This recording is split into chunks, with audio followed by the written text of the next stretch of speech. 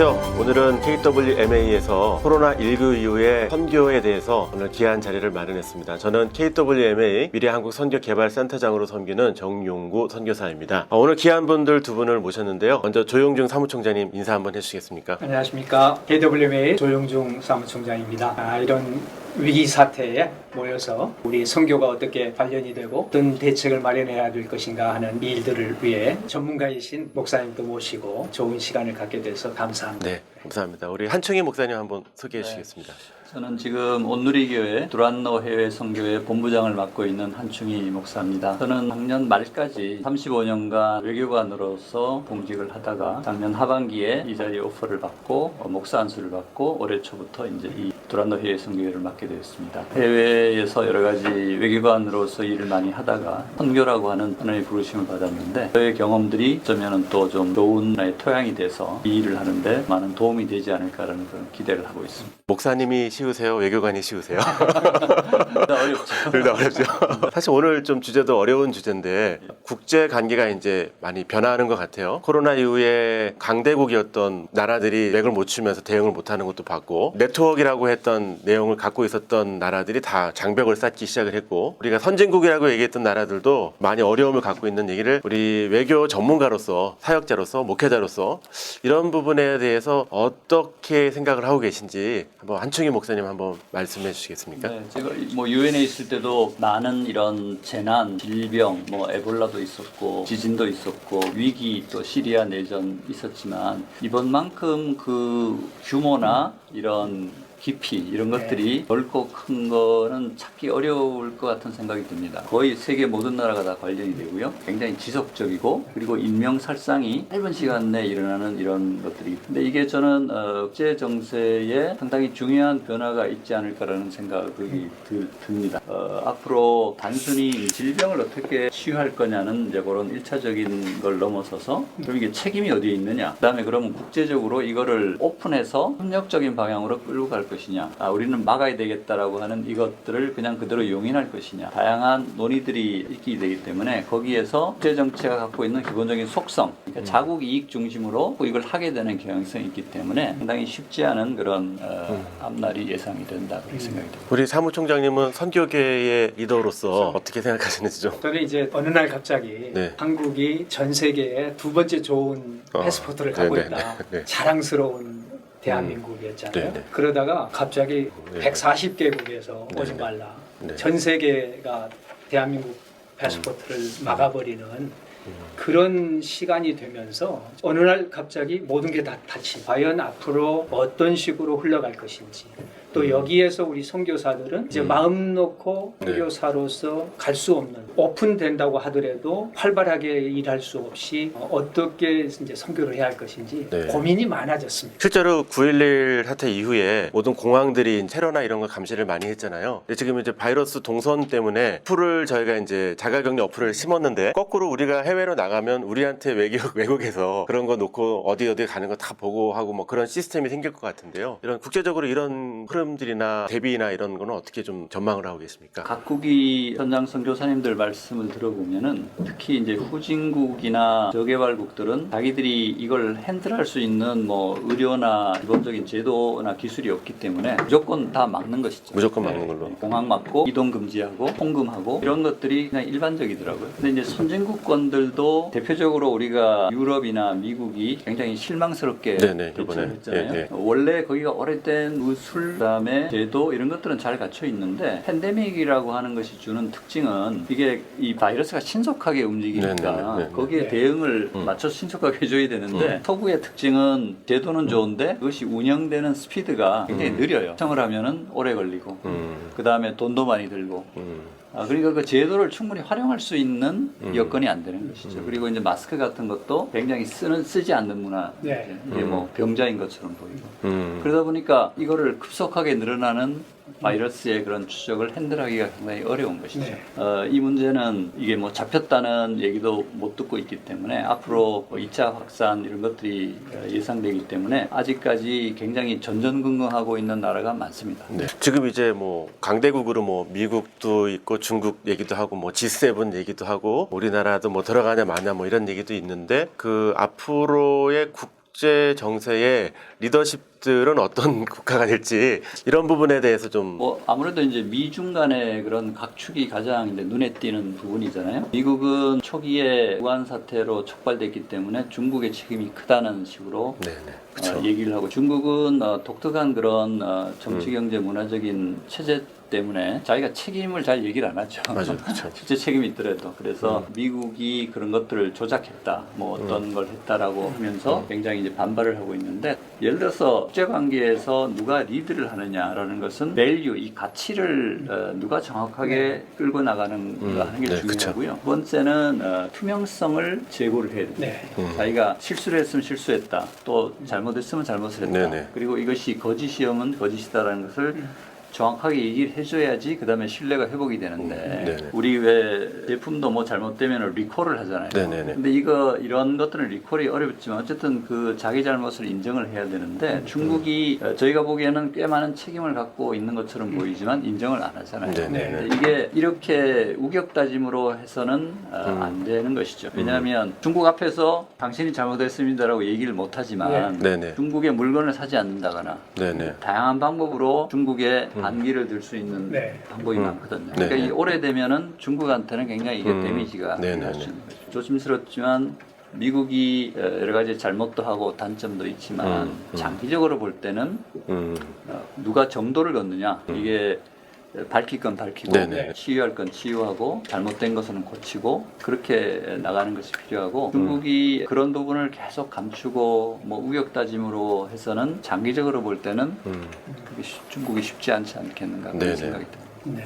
아니 지금 그 팬데믹이니까 그 당시에는 팬데믹이라고 안 했지만 네네. 한국에 이거 위험한 전염병이 왔기 때문에 음. 당연히 문을 닫아야 되고 네. 당연히 이렇게 해야 되지 않느냐라고 생각을 했는데, 신앙의 자유를 아주 중요하게 생각을 했던 그 서구 지도자들은 그렇다고 해서 문을 쉽게 닫히면 앞으로 교회에 대해서는 그렇게 얘기하지 않겠느냐. 아, 이런 게 우리가 생각하지 못했던 일까지도 생각을 하게 하는. 선교사님들은 이제 뭐 국제관계도 중요하고 여러 가지가 되게 중요하겠지만, 중요한 거는 코로나 이후에 비자 어떻게 바꿔가야 되냐. 최근에 어느 나라 같은 경우는 뭐 관광 비자 이런 거는 당분간 어렵고, 외교관 비자나 뭐 상용 비자 정도 국적이 있는 거 외에는 어렵고, 유학 비자 정도인데 네. 전체적으로 상당히 이렇게 봉쇄 정책, 막고 안에는 컨트롤하고 이동을 금지시키고 이제 이런 것들이 굉장히 일상화되어 있는 것이죠. 국제 관계가 계속 그렇게 될 것이냐, 꼭 그럴 것 같진 않아요. 왜냐하면 지금 이제 개도국권에서 너무 막다 보니까 경제가 안 돌아가죠. 굶어 죽느니 차라리 코로나 죽겠다 해서 우리 지금 전 세계는 글로벌 밸류체인 개념으로 봤을 때는 여러 가지 비즈니스 행태를 쉽게 바꾸기가 어려운 거죠. 협력적인 기운이 여전히 필요하고 또 있다. 이제 이동 제한은 그렇게 엄격하게 하지 않을까라는 생각은 드는데요. 또 비자 정책은 그 나라의 고유한 정책이기 때문에 가장 직접적인 타격을 입을 그 그룹 중에 하나가 이제 선교사님들이죠. 네네. 그래서 분명히 제약은 있을 텐데, 상황을 보고 그쪽에서 종교 비자나 선교 비자를 의도적으로 제약하려고 하는 게 아니다라는 그 힌트가 있으면 네네네. 그거를 잘 이렇게 선교사님들이나 네. 또 필요해서 어필을 하면 네네. 좋아요. 하다 보니까 그룹으로 휩쓸려 들어가는 네. 경우가 있죠. 종교 비자나 이런 것들이 어렵게 되면 결국에는 앞으로 많은 대세가 비즈니스, BAM이나 또는 NGO나 네네. 네. 학원, 네네네. 학교 같은 네네. 아카데미아 쪽으로 흘러갈 가능성이 있죠. 음. 이 비즈니스 비자를 조금 전문화되고 네. 조금 세분화될 가능성이 있다고 생각해요. 그리고 그걸 또 만들어야 된다고 생각을 합니다. 왜냐하면 어떤 기업이 그 나라의 실제 비즈니스를 좋은 아이템을 갖고 있는데 다양한 방식의 새로운 것을 네네. 좀 지금 이제 4차 산업혁명 때문에 뭐 이렇게 지문인식, 뭐 홍채인식, 뭐 안면인식 뭐 이런 게 발달이 돼서 또 이번에 또 코로나 이후로 이제 이동 동선에 대한 감시나 감독 강화가 더 될 것 같은데요. 또 이런 외교의 전문가로서 이런 부분들이 저희들이 일반인들이 선교사님들이 좀 모르는 관리나 뭐 이런 그런 게 좀 뭐가 있을까요? 그 외교부라는 게 뭐 비자나 이런 쪽에 이제 직접 영사 관리를 많이 하는데요. 제가 좀 드리고 싶은 팁은 아까 말씀드렸듯이 본인들이 좀 부당하게 네네. 썼던 비자가 충분히 주재국의 헌법이나 법령에 따라서 나올 수 있는데 어떤 정책적인 이유로 제약이 될 경우에 그거를 면밀하게 변호사나 이런 법률 전문가를 네. 통해서 파악을 하고 필요하면은 필을 한다거나 네네. 그런 방식을 충분히 쓸 수 있고요. 뭐 대사관이나 영사관을 많이 활용하는 것도 좋아요. 모든 교민들을 보호해야 되는 책임이 있는데 그 네. 보호 책임은 뭐가 있냐면 우리 교민들이 주재국에서 부당한 대우, 그러니까 네네. 주재국이 법령이 다 있잖아요. 네. 법 있고 법이 있고, 근데 그 법대로 하지 않는 여러 가지 구금이나 뭐 네. 행동 제약이나 그러면 이제 그것이 부당한 것이 드러나면 그거를 우리 대사관이나 영사관이 얘기를 해서 네네. 피를 해달라. 네네. 그게 이제 영사 보호권 또는 영사 접근권이라는 건데요. 그거는 이제 영사가 갖고 있는 권리이자 좀 책무인 것이죠. 예전에는 공무원 하면은 네네. 권위주의적이고 또 조금 멀리 해야 될 것 같은 네네. 그런 느낌들이 있었지만 요즘은 한국 공무원들 굉장히 착해요. 네. 우리가 선교사들도 잘하면 그게 네네. 외교의 뭐 가장 큰 그렇죠.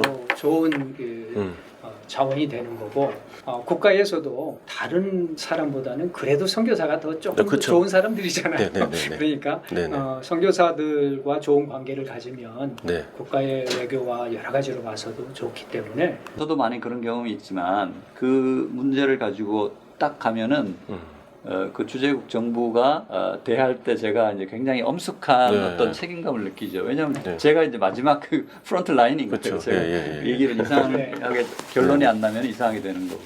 선교사님들이 주로 가 있는 부분이 굉장히 좀 이렇게 중진국 이하잖아요. 네네네. 그래도 그런 나라들에 있어서 저는 한국이 굉장히 독특하다 생각해요.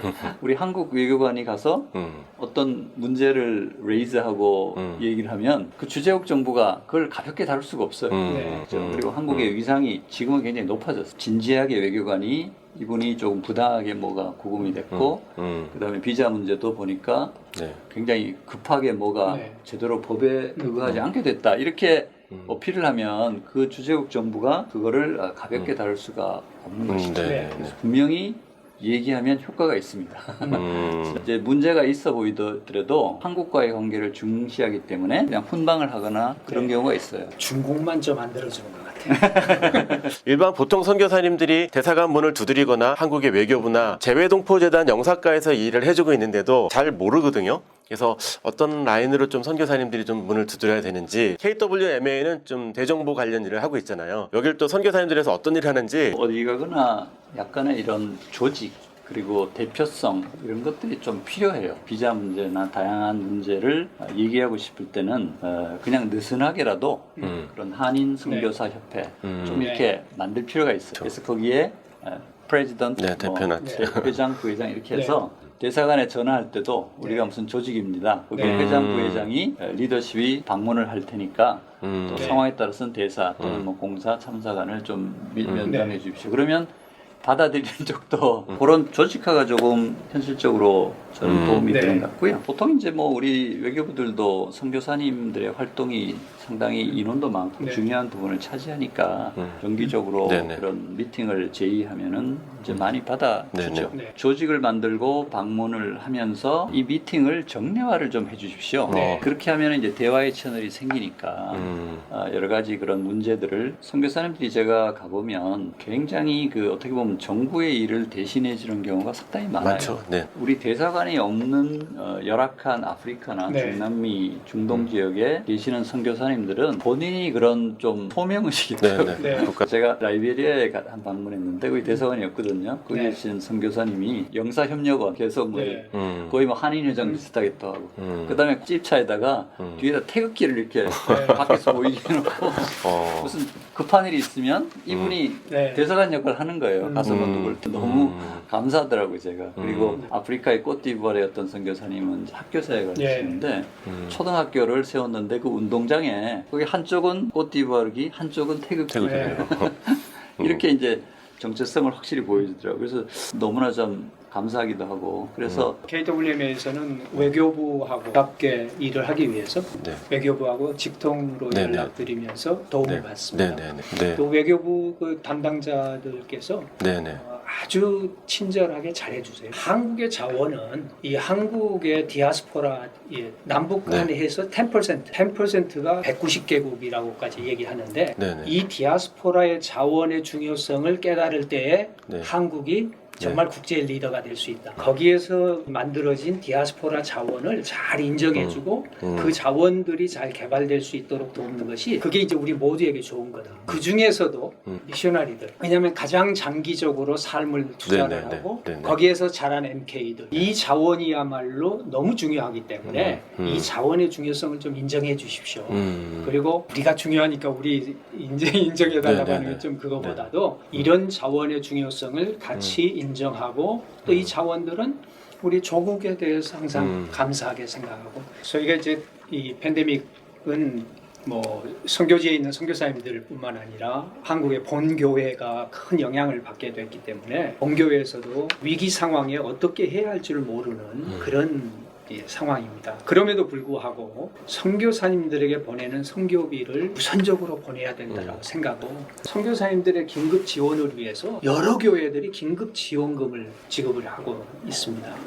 이만큼 좋은 교회에서 파송받고 함께 동역하는 우리 선교사님들은 정말 한국교회에 감사할 줄 알아야 되고 또 이런 가운데에서 그래도 최선을 다해서 현장에 남아가지고 선교를 하려고 하는 선교사님들도 안전하게 사역을 감당할 수 있도록 더 힘을 써주시고 15% 20%에 달하는 선교사님들이 본국으로 할 수 없이 철수한 지금 단기적으로 격리가 끝나고 나서 머물 거처가 없어요. 교회들에서 수양관 다양한 지금 거처를 마련해 주기도 하시지만 우리 선교사님들이 한 달에 한 번씩 막 거처로 옮겨야 돼요. 이런 그 아픔들이 있습니다. 교회에서 성도님들께서 선교사님들을 케어를 해 주시면 잘 회복되고 앞으로 선교를 더 잘 감당할 수 있으리라고 그렇게 믿습니다. 사역이 안 되고 온라인으로 자꾸 가니까 이게 뭐가 힘들어지지 않나. 근데 이 선교사님은 이제 이걸 이렇게 바라보는 거예요. 그러니까 우리한테 온라인 사역까지 주어졌으니 이제는 우리가 더 이상 핑계할 게 없다.